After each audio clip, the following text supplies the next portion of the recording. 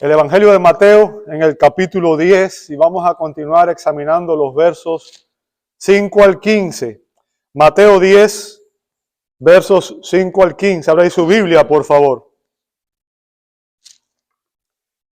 Estamos viendo lo que sería el segundo gran sermón de Cristo en el Evangelio de Mateo. Recuerde, el Evangelio de Mateo tiene una estructura peculiar y está organizado alrededor de 5 grandes enseñanzas del Señor. La primera fue el Sermón del Monte en el capítulo 5 al 7 y aquí en el capítulo 10, versos 5 hasta el final del capítulo 10 está esa segunda gran enseñanza de nuestro Señor Jesucristo. Dice así la palabra de Dios. A estos 12 envió Jesús después de instruirlos diciendo: no vayan por el camino de los gentiles, ni entren en ninguna ciudad de los samaritanos, sino vayan más bien a las ovejas perdidas de la casa de Israel. Y cuando vayan, prediquen diciendo: el reino de los cielos se ha acercado. Sanen enfermos, resuciten muertos, limpien leprosos, expulsen demonios. De gracia recibieron, den de gracia. No se provean de oro, ni de plata, ni de cobre para llevar en sus cintos, ni de alforja para el camino, ni de 2 túnicas, ni de sandalias, ni de bordón, porque el obrero es digno de su sostén. En cualquier ciudad o aldea donde entren, averigüen quién es digno en ella y quédense allí hasta que se marchen. Al entrar en la casa, denle su saludo de paz. Y si la casa es digna, que su saludo de paz venga sobre ella. Pero si no es digna, que su saludo de paz se vuelva a ustedes. Cualquiera que no los reciba ni oiga sus palabras, al salir de esa casa o de esa ciudad, sacudan el polvo de sus pies. En verdad les digo que en el día del juicio será más tolerable el castigo para la tierra de Sodoma y Gomorra que para esa ciudad. Oremos, hermanos. Padre Celestial, te damos gracias porque nos concedes el inmenso privilegio de congregarnos una vez más alrededor de tu palabra. Señor, reconocemos que ella es inspirada, suficiente y completamente verdadera. Guárdanos de escuchar estas palabras como simples instrucciones para otros. Examina nuestros corazones y muéstranos, Señor, si nuestro servicio refleja los principios del reino o los criterios de este mundo. Danos humildad para recibir tu verdad, obediencia para ponerla en práctica y un profundo deseo de servirte con fidelidad para la gloria de Cristo. Te lo pedimos en el nombre de nuestro Señor y Salvador Jesucristo y te damos gloria. Amén, amén y amén. Muchas gracias, hermanos. Pueden ocupar sus asientos.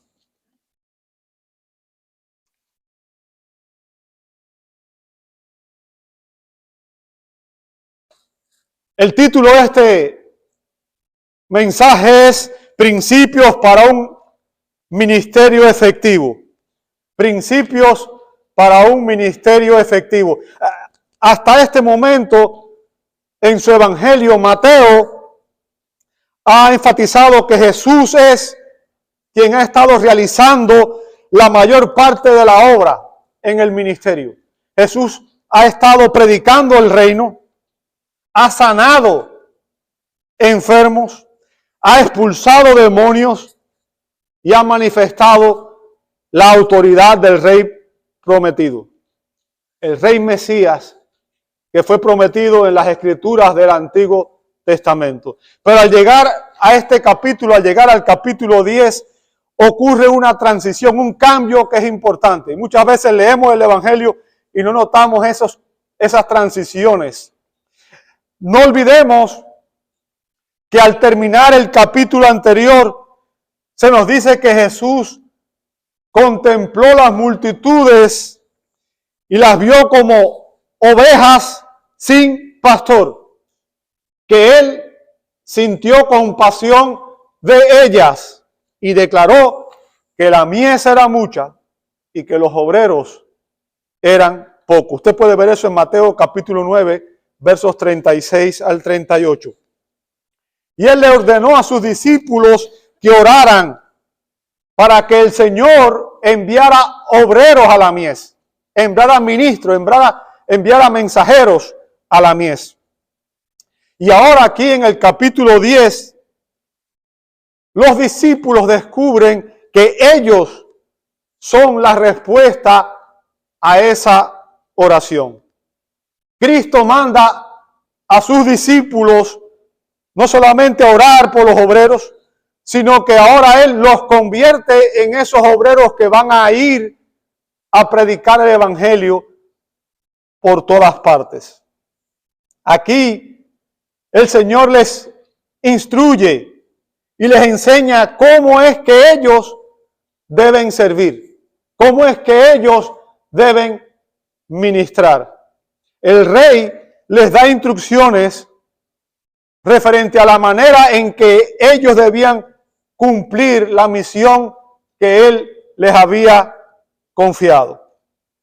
¿Por qué? Porque Jesús sabe que el éxito de su obra, el éxito de la iglesia, nunca depende de la creatividad de sus siervos, sino de la obediencia a la palabra de Dios, a las instrucciones que el Señor nos ha dado en su palabra. Y recordemos que estas palabras que estamos analizando, que vamos a examinar el día de hoy, fueron dirigidas inicialmente a esos 12 discípulos, a esos 12 hombres que fueron llamados apóstoles, a los apóstoles de Jesucristo, en una misión que fue dirigida específicamente en este contexto hacia la nación de Israel. Pero Mateo preservó esta palabra, Mateo preservó esta enseñanza, porque en ella se revelan principios que son permanentes acerca de el ministerio que Dios aprueba. O sea, aquí vemos las características de un ministerio que Dios aprueba.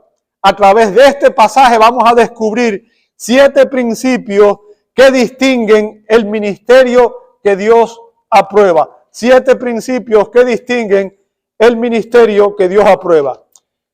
El mensaje de hoy es una continuación del de la semana pasada y voy a mencionar rápidamente, brevemente, las primeras 3 que fue lo que vimos la semana pasada. En primer lugar vimos que el primer principio es una comisión ministerial. En la primera parte del verso 5 vemos que es Jesús quien envía a los discípulos. Ellos no se enviaron ellos mismos, ellos no se autonombraron, fue Jesús quien los llamó, quien los entrenó, quien los capacitó y fue Jesús quien los envió. ¿Ok? Es Él quien los comisiona, es Él quien los envía. Comisionar es eso, es enviar. ¿Ok? Todo ministerio debe empezar con una comisión. Alguien debe enviar, alguien debe obviamente comisionar a esas personas. En segundo lugar, vemos ahí también en el verso 5 y en el verso 6 que en el contexto Jesús definió el campo misionero al cual los enviaba. Fíjense que Él les dice que los envió a las ovejas perdidas de la casa de Israel y que no debían ir a los gentiles, no debían ir a los samaritanos y a los gentiles. O sea, en este contexto específicamente, Jesús limita la misión, el campo misionero, a los judíos, a Israel. ¿Ok? Ahora, eso no significa que el Señor excluyera a los gentiles. Ustedes saben que al final del Evangelio de Mateo, en el capítulo 28, verso 19, Jesús da la gran comisión a los discípulos y les dice, vayan ¿a dónde? A todas las naciones. Hagan discípulos ¿de dónde? De todas las naciones. O sea, el ministerio debía alcanzar a personas de todo pueblo, lengua y nación. ¿Ok? O sea, esta enseñanza, como dije, tiene un contexto específico y estaba dirigido a un pueblo específico, pero no limita que el evangelio debía ser exclusivamente predicado a ellos, sino que a ellos se enviaron primero porque a ellos se le habían dado las promesas, los pactos y la ley. Y por eso ellos debían recibir primero la oferta del reino de parte del rey Mesías prometido. En tercer lugar, vimos que el tercer principio fue un claro mensaje en el verso 7, ¿verdad? Jesús les dijo lo que debían predicar, debían anunciar el reino de Dios entre los hombres. Y Jesús no solamente les da un claro mensaje, también les concede a estos 12, a estos enviados, las credenciales que van a autenticar que su mensaje realmente proviene de Dios. Y aquí llegamos al primer punto del día de hoy, que está en el verso 8, y vamos a ver las credenciales ministeriales de los apóstoles. Unas credenciales ministeriales, las credenciales ministeriales de los apóstoles, en el verso 8. Dice el verso 8, sanen enfermos, resuciten muertos, limpien leprosos, expulsen demonios. Fíjense, aquí Mateo no está describiendo una lista de milagros al azar. No es una lista cualquiera. Recordemos que él ha dedicado los capítulos 8 y 9 a demostrar la autoridad soberana de Cristo, la autoridad soberana del Rey Mesías. Y ha enseñado que Él tiene autoridad sobre la enfermedad, que Él tiene autoridad sobre los demonios, que Él tiene autoridad sobre la creación y que Él tiene autoridad aún sobre la muerte misma. Y ahora aquí en el capítulo 10 quiere dar evidencia, quiere dejar claro que el Señor, el Rey Mesías, comparte esa autoridad temporalmente con sus embajadores, con los apóstoles. Él va a compartir esa autoridad con aquellos que Él ha comisionado. La autoridad obviamente sigue siendo de Cristo, sigue siendo suya, porque Él es Dios y Dios tiene una autoridad intrínseca. Dios es el dueño de toda la creación porque obviamente Él nos creó, le pertenecemos a Él. Pero ahora Él delega esa autoridad con un grupo de siervos que van a representarlo, van a ser sus mensajeros, van a ser obviamente sus embajadores. Y ellos van a ejercer esa autoridad por delegación. Les va a delegar la autoridad del rey. Ahora, en una época en que no existía el Nuevo Testamento, obviamente usted y yo tenemos toda la escritura, el canon de la Biblia ya está cerrado, tenemos toda la palabra de Dios, ya no hay nada nuevo que deba añadirse. Ya usted y yo conocemos no solamente el pasado, conocemos el presente y la Biblia también nos dice lo que va a acontecer en el futuro. Ya toda la escritura obviamente está dada, ¿ok? El canon bíblico está cerrado. Pero en una época en que no existía el Nuevo Testamento, solamente el Antiguo, cualquiera podría afirmar que había sido enviado por Cristo. Cualquiera podía afirmar que era un mensajero del Rey. Y la pregunta es, ¿qué motivos tendrían las personas para creer que los apóstoles, que lo que ellos decían, que lo que los apóstoles decían, provenía realmente de Dios? ¿Qué validez tenía su palabra? ¿Por qué las personas debían creerle a los apóstoles que ellos eran los enviados del Rey Mesías? Bueno, y aquí se nos da obviamente la razón por la cual las personas debían creerle. Porque ellos tenían las credenciales ministeriales. Porque existían confirmación de parte de Dios de lo que ellos decían provenía de Dios. ¿Sabe? Cuando usted visita la oficina de las personas profesionales, por ejemplo, si usted va a un médico, un abogado, a cualquier persona que es profesional, usted va a ver que en su oficina usualmente expone los títulos, expone las licencias, que son obviamente los documentos que certifican que esta persona está calificada para ejercer esa práctica. que esta persona está calificada para poder ejercer el oficio o la profesión que ejerce. Ahora, así como esos títulos acreditan a estos profesionales, Dios acreditó públicamente a sus apóstoles. ¿Cuál fue la acreditación que Él le dio? ¿Cuál fue la acreditación que Dios le dio a los apóstoles? Bueno, fueron estas señales, estos dones milagrosos espectaculares que autenticaron que su mensaje, que su enseñanza provenía realmente de Dios. Los 12, recordemos esto, y esto es importante, uno tiene que siempre que leer la Escritura entender la Biblia en su contexto, ¿verdad? Los 12 apóstoles no se habían formado en las escuelas de los fariseos, ni la de los saduceos, ni la de ningún otro grupo religioso importante. O sea, estos hombres no fueron como Pablo, que estudió con Gamaliel, no habían ido a estado bajo la instrucción de los grandes maestros de los fariseos o de los saduceos. Por tanto, ellos necesitaban credenciales ministeriales que los validaran ante las personas, que le permitieran ser reconocidos por las personas. Ahora, ¿cuáles fueron sus credenciales? ¿Quién validaba a estas personas?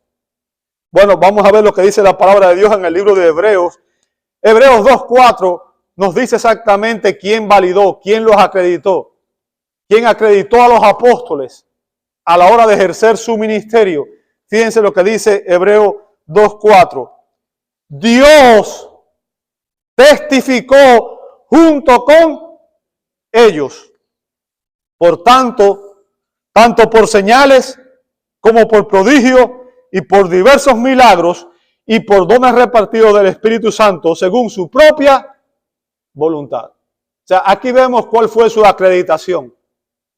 Aquí vemos quién respaldaba su ministerio, quién los capacitó y quién le permitió ejercer el ministerio apostólico. Las señales, los milagros que ellos hacían eran sus credenciales ministeriales.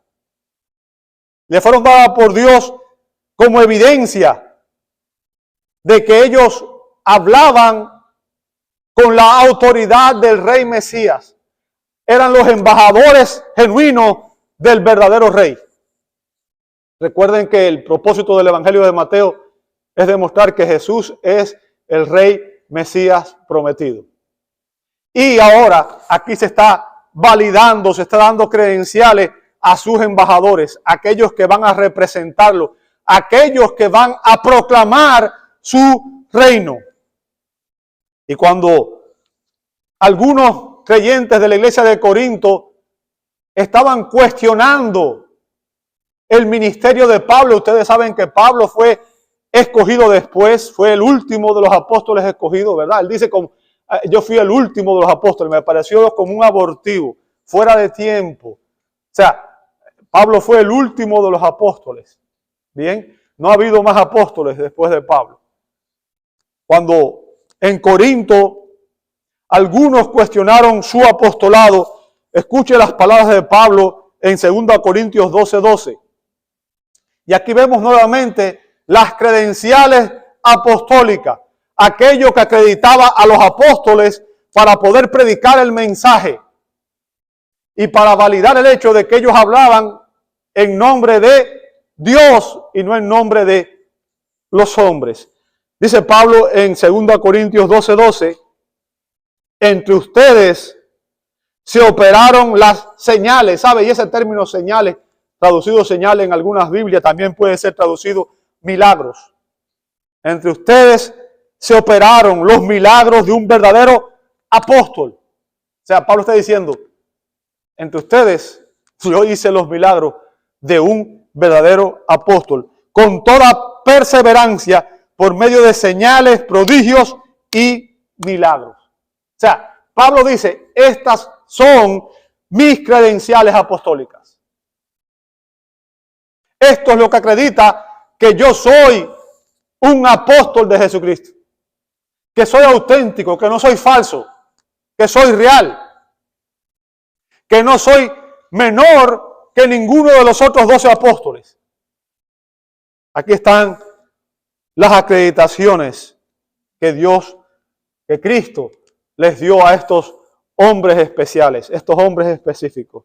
Los milagros eran la confirmación divina de que los apóstoles eran los embajadores calificados del Rey Mesías. Y esos milagros demostraban que el poder del Rey estaba presente en medio de su pueblo. Allí donde estaban ellos, estaba el poder del reino y estaba el poder del Rey. Ahora, algo que quiero enfatizar y que Mateo enfatiza en su evangelio y que muchas veces las personas confundimos, sobre todo en una época como esta en la que muchos quieren decir que ellos son apóstoles y que hacen milagros, ¿verdad? Las señales no exaltaban a los apóstoles. Las señales no exaltaban a los apóstoles, sino a Cristo. La autoridad nunca fue de ellos, la autoridad siempre fue de Cristo. Fue una autoridad delegada. Bien. Los apóstoles eran únicamente los instrumentos. El verdadero poder le pertenecía al Rey. Y Mateo quiere que comprendamos que los milagros, las señales que hacían los apóstoles, demostraban la autoridad del Rey. Eran evidencias visibles de que el reino había llegado entre los hombres en la persona del Rey Mesías. Recuerden que cuando Jesús comenzó a predicar, su mensaje fue: arrepentíos. ¿Por qué?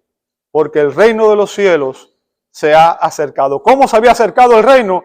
El Rey Mesías prometido estaba presente entre su pueblo. Así que a través del ministerio de Jesús y a través del ministerio de los apóstoles, los discípulos, las personas que estaban allí, tuvieron un pequeño anticipo de lo que realmente sería el reino venidero. ¿Sabe? Cuando Cristo instaure su reino milenial, cuando llegue el reino, se eliminará toda enfermedad y toda actividad demoníaca. Los milagros eran una evidencia de que el reino estaba actuando entre los hombres. Pero también era una evidencia de la visible e inmensa compasión de Dios. De la inmensa compasión de Dios. Y evidencia también que los siervos de Dios deben mostrar esa misma compasión que Cristo mostró por los pobres, por las viudas y por los necesitados. ¿Sabe? Cuando usted ve la aparente compasión, por ejemplo, de los falsos profetas y de los falsos maestros, su aparente compasión es simplemente un medio para explotar a las personas y abusar de ellas. Hay personas que están pidiendo que se les envíe hasta el último centavo del cheque, prometiendo que ellos le van a dar recompensas eternas. ¿Okay? Haz un pacto con nosotros, mándanos todo tu cheque, mándanos incluso lo que tienes para pagar y vas a recibir bendiciones. ¿Sabe? Eso demuestra, obviamente, que ellos no tienen compasión por la pareja, por las ovejas. ¿Sabe? Que el Señor confrontó la corrupción ministerial durante su ministerio terrenal. O sea, la corrupción que existe hoy con el Evangelio de la Prosperidad no es algo nuevo. El Señor confrontó durante su ministerio terrenal la corrupción ministerial. Por ejemplo, ustedes no sé cuántos han leído la parábola del buen samaritano. Recuerdan que en esa parábola es Cristo quien está enseñando. Y recuerdan que ahí el Señor describió a un sacerdote y a un levita que ignoraron a un hombre que estaba herido y necesitaba ayuda. ¿Recuerdan eso? Y Jesús usó como ejemplo a quienes, dos líderes religiosos. También vemos, por ejemplo, en Marcos 12:40, que Jesús acusó directamente a los escribas y dijo que ellos, los escribas, devoraban las casas de las viudas. No tenían compasión por las personas, no sentían compasión real por las personas necesitadas. Las señales apostólicas, y esto es algo que quiero enfatizar, ya no constituyen el patrón del ministerio cristiano. O sea, hoy no hay apóstoles.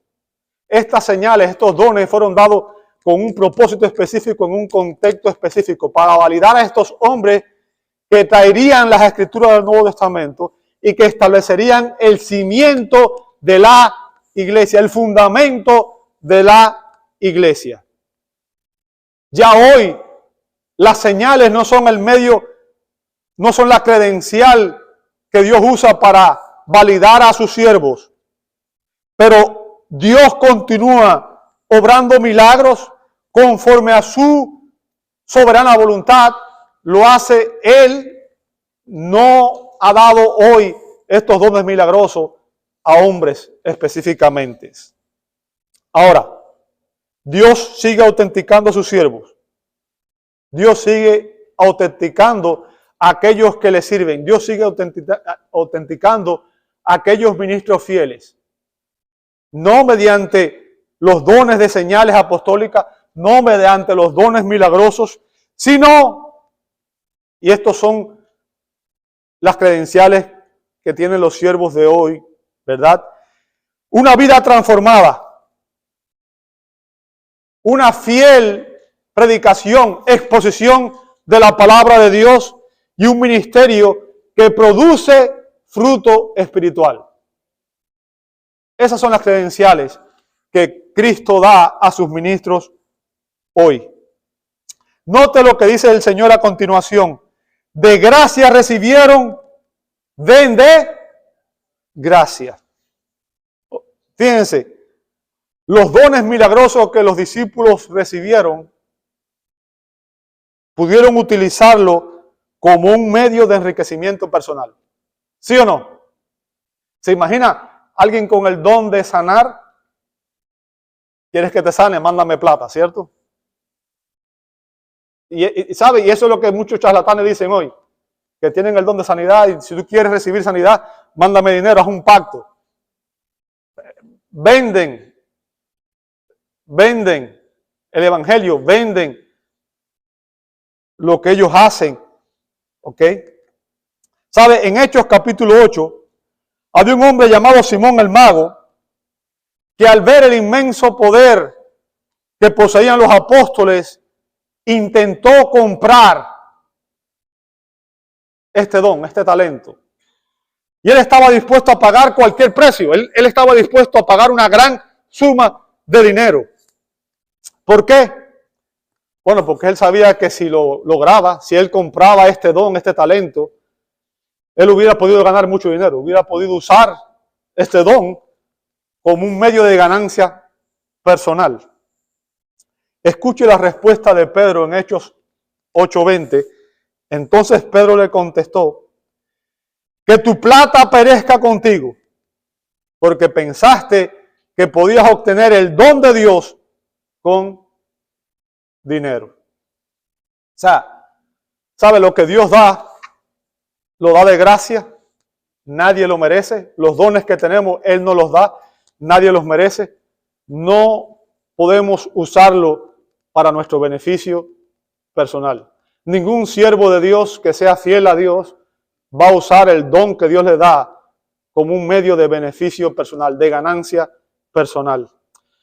El apóstol Pedro exhortó a los ancianos en Primera de Pedro, en su primera epístola, en el capítulo 5, verso 2. Note la exhortación que el apóstol Pedro dio a todos los ancianos de la iglesia. ¿Okay? Y esto obviamente se aplica a los ancianos de toda iglesia, en todo lugar, en todo tiempo, en toda época, después del inicio de la iglesia, ¿verdad? Escuche las palabras de Pedro. Pastoreen el rebaño de Dios entre ustedes, velando por él. O sea, ese es el rol del obispo, del pastor. no por obligación, sino voluntariamente, como quiere Dios. Y note lo que dice a continuación. No por la avaricia del dinero, ¿sabe? O también puede ser traducido, no por ganancias deshonestas. ¿Ok? ¿Sabe? Que al dar las instrucciones sobre los requisitos que se debían tener en cuenta a la hora de seleccionar a un hombre de Dios, a la hora de seleccionar a un anciano, a un pastor, Pablo le dijo a Timoteo en 1 Timoteo capítulo 3, verso 3, que buscara hombres que no fueran avariciosos. Y a Tito, que buscara hombres que no fueran amantes de ganancias deshonestas. En Tito capítulo 1, verso 7. ¿Ok?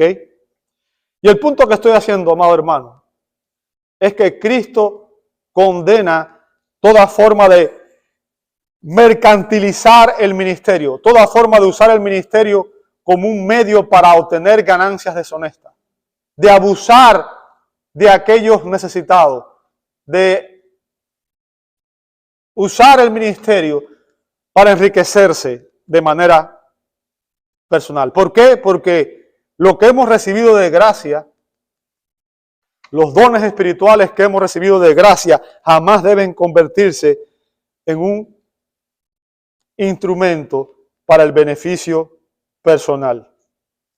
El llamado del siervo de Dios nunca es a enriquecerse con el evangelio. Todas esas personas que ustedes ven que han hecho millones a través del evangelio son falsos siervos de Dios. Son falsos siervos de Dios. El siervo de Dios ha sido llamado a administrar fielmente los dones que el Señor le ha dado, le ha confiado, le ha otorgado. Y todo lo que nosotros poseemos para servir, todo talento, todo don que poseemos para servir, proviene únicamente de Cristo. Proviene únicamente de Cristo. Por tanto, debemos servir con humildad y con gratitud, sin buscar nuestro propio beneficio personal. ¿Sabe? Al dar estas instrucciones, Jesús evita que los milagros se convirtieran en un motivo de autosuficiencia para los apóstoles. Cuando usted ve, por ejemplo, las cartas a los Corintios, la carta de la iglesia de Corinto, el problema grave que había en la iglesia de Corinto era que la gente estaban batallando, estaban peleando por los dones milagrosos. Muchas veces leemos 1 Corintios 13 y pensamos que lo sacamos de contexto. Pero el punto de Pablo en 1 Corintios 13 es demostrar que aún los dones deben ser usados por amor a los hermanos, por amor a la iglesia, nunca para el beneficio personal. ¿Ok? Y Jesús está evitando que los milagros se conviertan en un motivo de autosuficiencia, que los apóstoles empiecen a sentirse superiores a los demás. ¿Ok? Y recordemos que eso hubo un momento que pasó. Ellos empezaron a enorgullecerse porque veían que tenían autoridad, pero las credenciales que fueron dadas a ellos simplemente fueron para autenticarlos como los verdaderos mensajeros de Dios. Pero tengamos en cuenta que solamente Cristo salva, que solamente Cristo tiene el poder legítimo. La cabeza de la iglesia, la autoridad suprema en la iglesia es Cristo y es su palabra. ¿Ok? Ahora, por el contrario, ahora en vez de ser autosuficiente, Cristo les va a enseñar a estos hombres que ellos deberían aprender a que aquel quien los envió, aquel quien los comisionó, también será quien los va a sostener en el ministerio. Y ese es el siguiente punto, ¿verdad? Y aquí vemos una confianza ministerial, versos 9 y 10. Dice el verso 9, no se provean de oro, ni de plata, ni de cobre, para llevar en sus cintos. Ahora, ¿a qué se refiere Jesús aquí? Se refiere a diferentes tipos de moneda que había en aquel contexto. ¿Okay? Se refiere a diferentes tipos de moneda. Había monedas de oro, monedas de plata y moneda de cobre. O sea, Él les instruye, dicho en lenguaje contemporáneo, no lleven dinero. no lleven dinero. Verso 10, ni de alforja, o sea, o bolsa. La bolsa era la que usaba para llevar, obviamente, las pertenencias. Ni de bolsa para el camino, ni de 2 túnicas, que era la ropa interior, ni de sandalias, ni de bordón.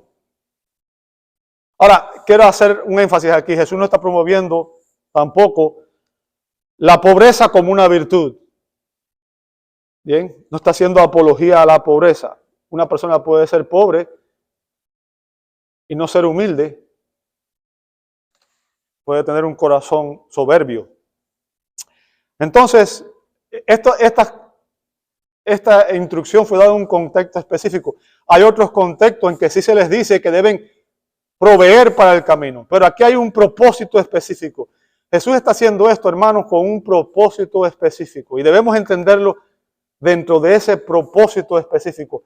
No debemos usar esto que enseña aquí como un principio aplicable hoy. O sea, nadie iría a un campo misionero hoy sin proveer, sin hacer provisión.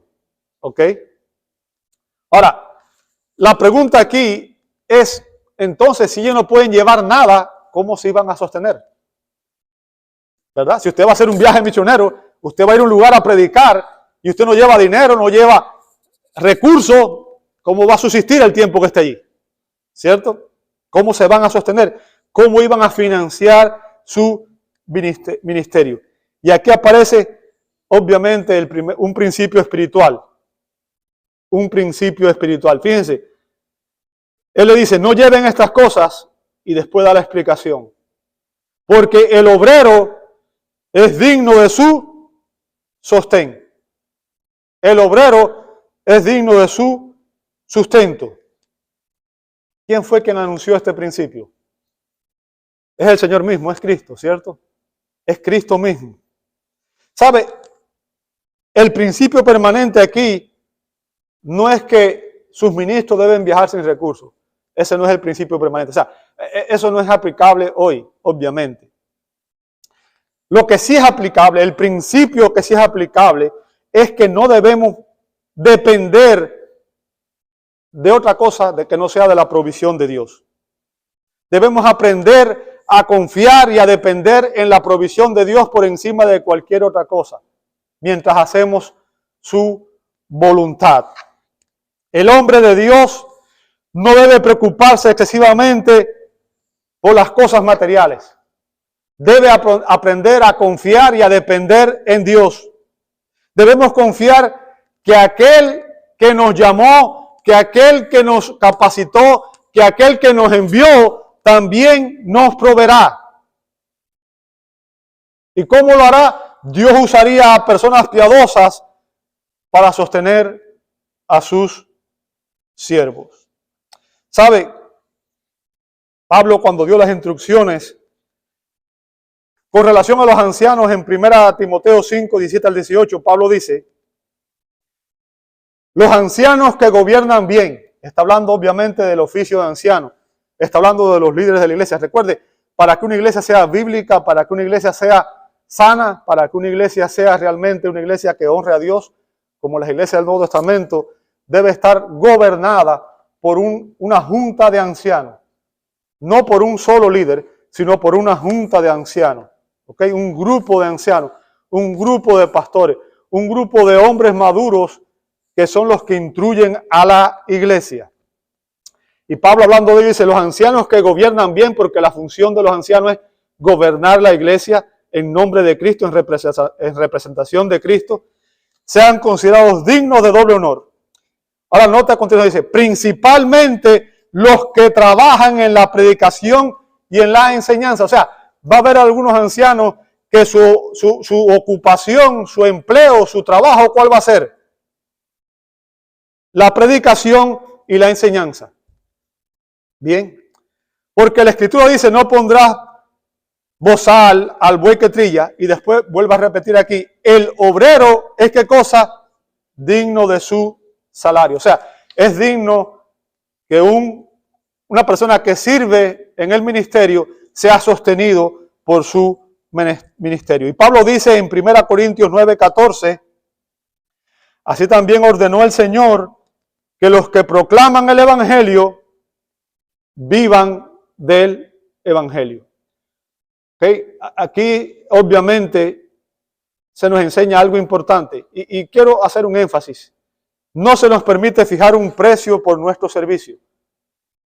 Y digo esto porque sé de algunos ministerios que dicen, si usted no paga tanto, el predicador no viene. ¿Okay? No se permite fijar un precio por nuestros servicios. No se nos permite hacer exigencias. El pastor, el anciano, el predicador debe ser desinteresado. Debemos confiar y depender de la fidelidad de Dios. Dios moverá a los miembros fieles para que suplan las necesidades de la iglesia. Todos los miembros fieles, incluyendo los líderes, incluyendo los pastores, debemos ser responsables de proveer lo necesario para sustentar la iglesia. Y como dije, eso incluye a todos los miembros, incluso a los ancianos, a los pastores. Debemos tener muy claro que todo es del Señor y que por tanto todo depende de Él. Todo depende de Él. Debemos aprender a vivir por fe y no por vista. Y este principio ha guiado históricamente a los hombres fieles. ¿Sabe? En lo personal,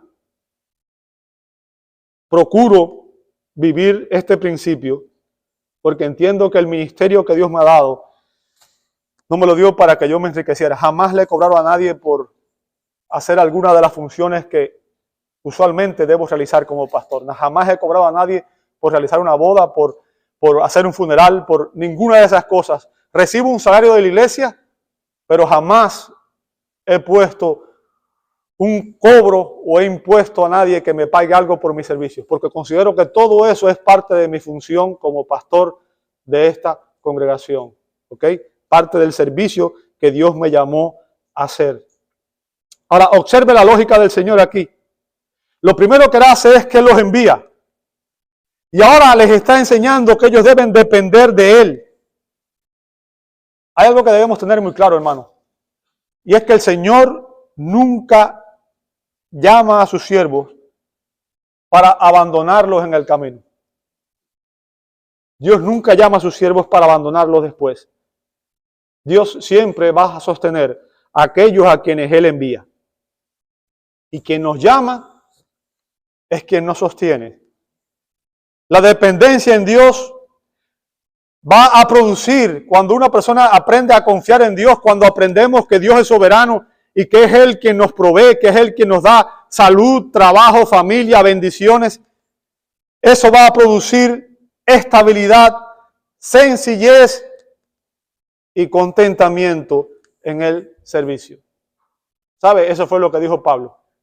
He aprendido a contentarme, cualquiera sea mi situación. Sé vivir en abundancia y sé vivir en la pobreza.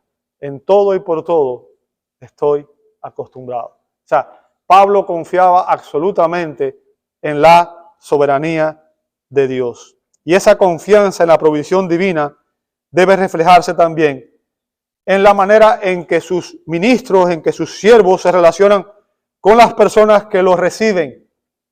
Y vamos a ver aquí a continuación un compromiso ministerial, versos 11 al 13, la primera parte del verso 13. Un compromiso ministerial. Fíjense en el verso 11 lo que dice. En cualquier ciudad o aldea donde entren, averigüen quién es digno en ella y quédense allí hasta que se marchen. Ahora, ¿qué significa esto? ¿A quién debían buscar? Fíjense lo que dice. Busquen una persona que sea digna. No dice que sea rica. ¿Verdad? Busquen a alguien que sea digno. ¿Sabe? La palabra digno no significa alguien adinerado necesariamente.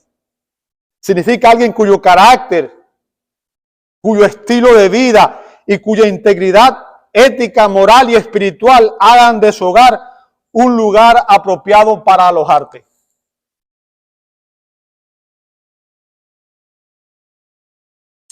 Obviamente no está hablando de personas perfectas, porque ninguno de nosotros es perfecto.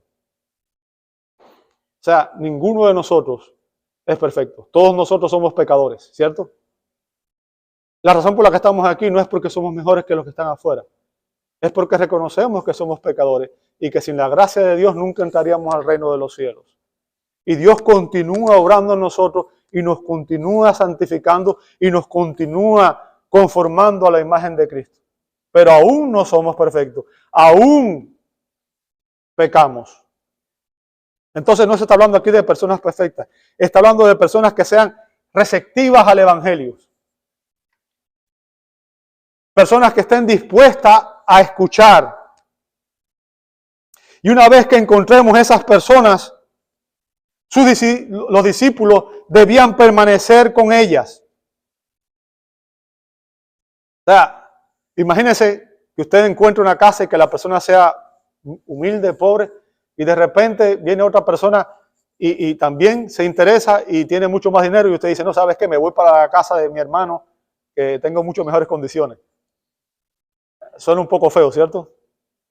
Suena un poco... O sea, sería como, usted está sirviendo aquí para buscar mejores comodidades, para buscar beneficio personal. ¿Es eso lo que estás haciendo? El ministro, el siervo de Dios no debe moverse por conveniencia personal. Debía permanecer allí donde Dios le abría la puerta. ¿Sabe? Un ministro eficaz que representa a Jesucristo se concentra en aquellas personas que son receptivas al Evangelio. Y el Señor dice a continuación, verso 12, al entrar en la casa, denle su saludo de paz. Denle su saludo de paz. ¿Sabe? Este saludo no era una simple cortesía. No era una simple cortesía oriental. Este saludo era una bendición espiritual. Me imagino que la mayoría de ustedes conoce el saludo habitual de los judíos, ¿cierto?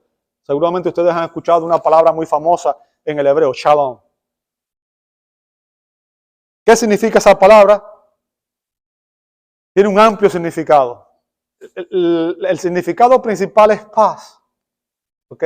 Paz. Pero significa plenitud, integridad, salud, bienestar, prosperidad, dicha, bendición y sobre todo favor de Dios. Todo eso. Bien. Y con ese saludo, los discípulos estaban anunciando que las bendiciones del reino de Dios vendrían sobre aquellos que recibían al rey. La paz de Dios, la presencia de Dios, el favor de Dios viene sobre todos aquellos que reciben al rey. Y observe algo hermoso, hermano. Observe algo que es sumamente hermoso. El Evangelio de Dios siempre llega ofreciendo paz. Paz con Dios mediante Cristo. Paz con Dios mediante el Rey. Antes que juicio. ¿Ok? Dios primero extiende su misericordia. Y obviamente después vendrá la responsabilidad de responder ante sus demandas.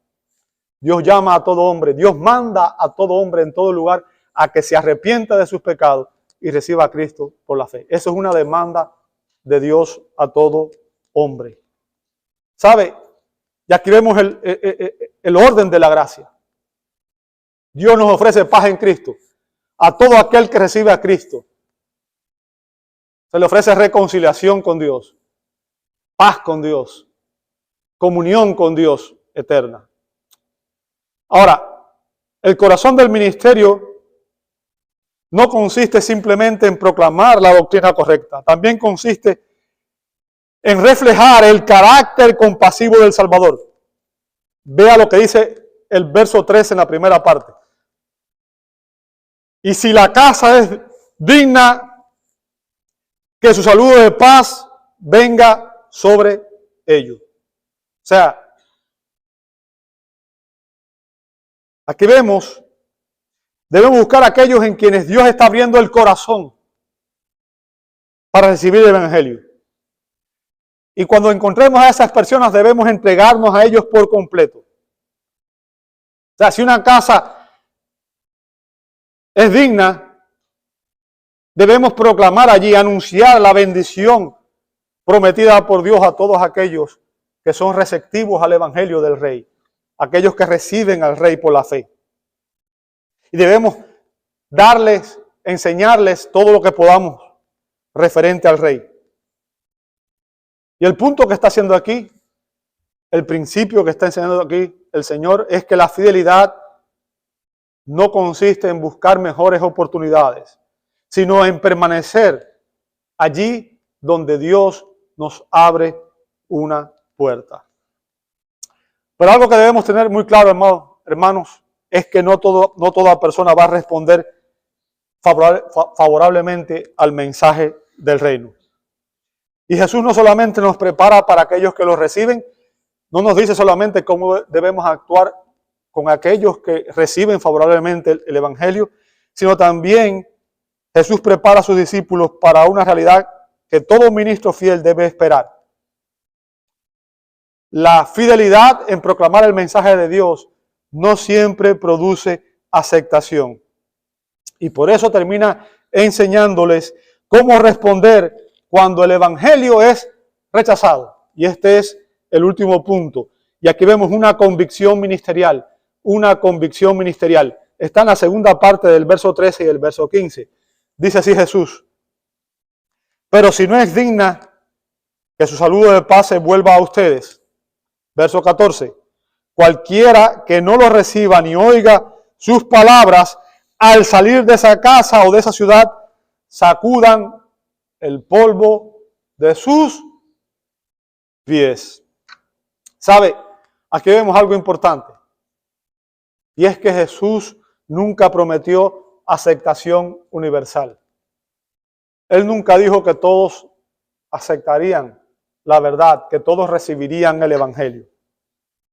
Y aquí específicamente instruye que si una casa o una ciudad rechazaban abierta y deliberadamente el Evangelio, los discípulos no debían actuar con estas personas como si ellos tuvieran comunión espiritual con ellos.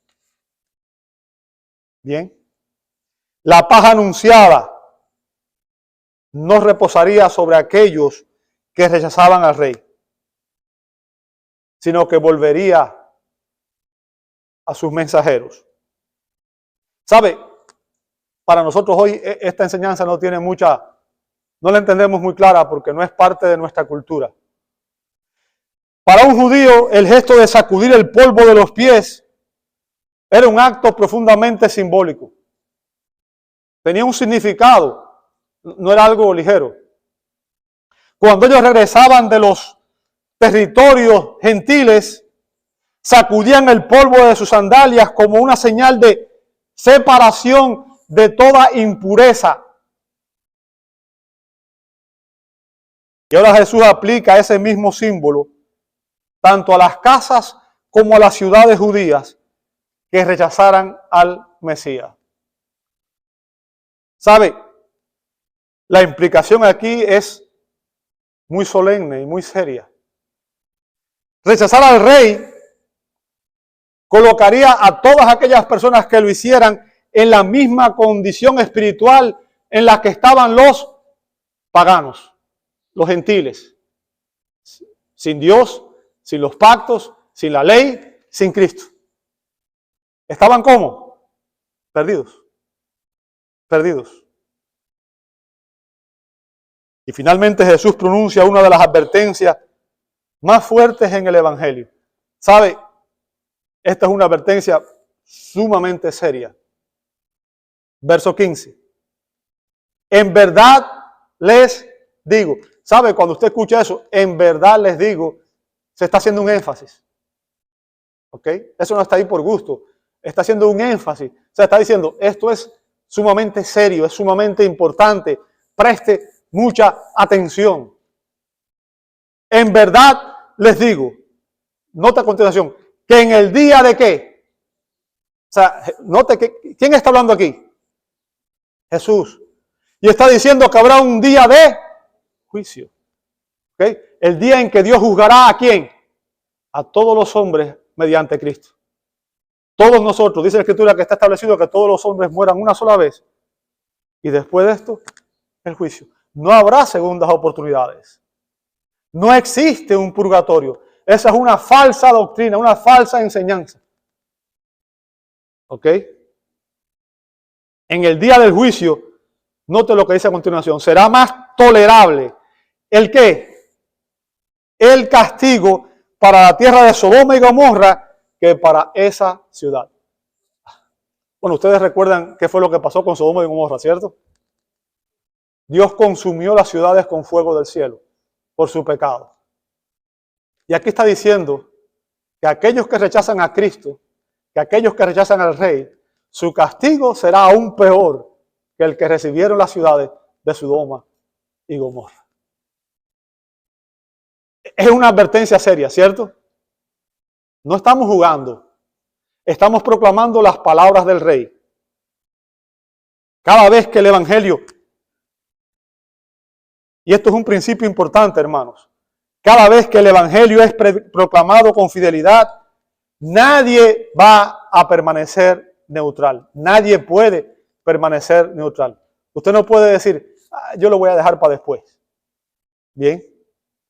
Toda persona sale de esa predicación más cerca del perdón o más cerca del juicio. ¿Por qué? Les voy a decir por qué. Porque la responsabilidad aumenta con el conocimiento, con la luz recibida. Mientras más conocimiento usted tiene, más culpable es de cómo usó ese conocimiento. Cuanto mayor conocimiento de la verdad tengamos, mayor será nuestra culpa delante de Dios en el día del juicio. ¿Sabe? Algo que quiero enfatizar es que el éxito del ministerio no se mide por la respuesta de los oyentes. Cada cual es responsable en cómo responde al Evangelio. Usted es responsable por usted, yo soy responsable por mí. Cada uno tiene una responsabilidad personal. Ahora, el éxito del ministerio o del ministro no se mide por la respuesta de los oyentes. Hay ministros fieles que han predicado y han tenido poca respuesta de las personas. Se mide por la fidelidad del mensajero en predicar fielmente el mensaje de Dios. Ahora, el éxito del ministerio, ¿a quién le pertenece? Al Señor, al Espíritu Santo. Es el Señor el que añade a la iglesia cada día los que van a ser salvos. El éxito nuestro, ¿en qué está? Ser fieles en proclamar el Evangelio de Cristo sin diluirlo, sin cambiarlo, sin disminuirle nada. Debemos proclamar fielmente a Cristo. Algunos creerán y otros lo rechazarán. Pero el siervo fiel sabe que un día dará cuentas a Dios, no por seguir la opinión de los hombres, sino porque ha permanecido fielmente proclamando la fidelidad de Dios. Así que estos hombres debían servir con credenciales dadas por Dios, no buscando su prestigio personal. Debían confiar en la provisión del Padre, no en sus propios recursos, y debían comprometerse con las personas a las que Dios les abriera su corazón para bendecirlas con la paz del Evangelio, y debían permanecer firmes aun cuando fueran rechazadas, sabiendo que el resultado final pertenece al Señor. Déjenme decirle, estos siguen siendo los principios que son la medida de un ministerio fiel que Dios aprueba. El ministerio que Dios aprueba no nace de la capacidad humana, sino de la obediencia a la palabra del Señor. Y así sirvieron los apóstoles, porque así sirvió también nuestro Rey, Señor y Maestro. ¿Sabe? Jesús fue enviado por el Padre. Dependió perfectamente de su voluntad. Proclamó fielmente el reino, ofreció la paz a los pecadores y la Escritura nos enseña que Él permaneció obediente ¿hasta dónde? Hasta la muerte y muerte de cruz. Si hoy queremos servir de una manera que agrade a Dios, no debemos preguntarnos cómo alcanzar mayor éxito según el mundo, ¿verdad? Sino debemos intentar parecernos cada día más a Cristo y seguir su ejemplo. Porque al final del camino, al final del ministerio, el mayor privilegio que tendrá un siervo de Dios no será el reconocimiento que le hayan dado las personas, sino escuchar directamente de labios del Señor: bien, buen siervo y fiel, entra en el gozo de tu Señor. Oremos, hermano. Señor, te damos gracias porque tu palabra nos ha recordado que el ministerio que tú apruebas no se mide por el éxito humano, sino por la fidelidad de Cristo, a Cristo. Perdónanos, Señor, cuando hemos buscado la aprobación de los hombres, cuando hemos confiado en nuestras propias fuerzas o cuando hemos perdido de vista al Rey a quien servimos.